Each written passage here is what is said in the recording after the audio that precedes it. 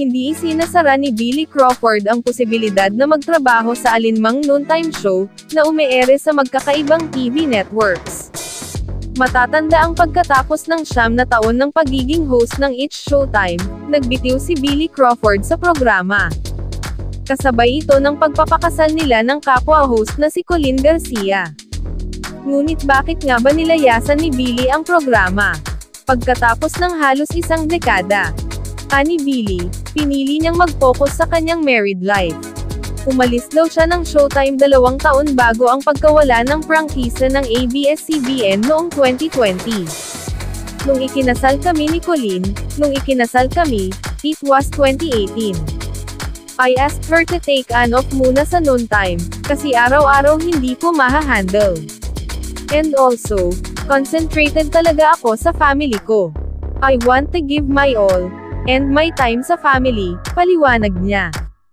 Pero makalipas ng ilang taon ay nagbalik trabaho na siya. Naging host siya sa Tropang LOL ng TV5, na nagbabo matapos ang 2 taong pag-ere. Nang tanungin si Billy kung bet pa ba niyang bumalik sa dati niyang show na It's Showtime, say niya, hindi raw niya isinasara ang posibilidad na magtrabaho sa alinmang noontime show. It doesn't matter.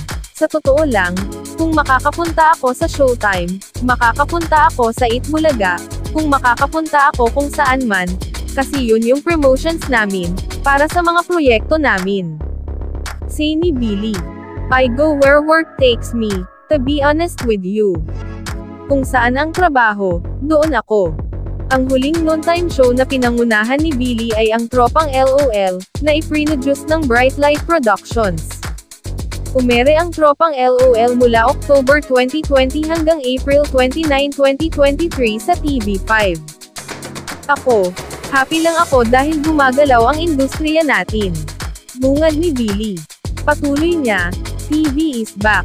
Medyo prior to pandemic, it was hard. Tapos nung nag-pandemic pa, a percentage of our viewers na wala talaga, kahit saan. So, everything was online-based. I left Showtime 2 years before the whole ABS-CBN thing happened. Tukoy ni Billy sa pagkawala ng prangkisa ng ABS-CBN noong 2020. Bagamat aminado si Billy na masaya ang barkadahan nila sa show, praktikal ang pananaw niya pagdating sa pagkawala ng programa sa ere. At the end of the day, nakakalimutan ng tao na negosyo to. That's a business. So, you come and go. May maglalast ng a long time, mayroong short time. It's a business.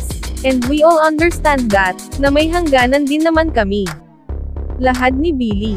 Hindi raw masabi ni Billy kung may planong ibalik uli ang Tropang LOL, at makisama sa mainit na noontime show battle sa pagitan ng 3 existing noontime shows.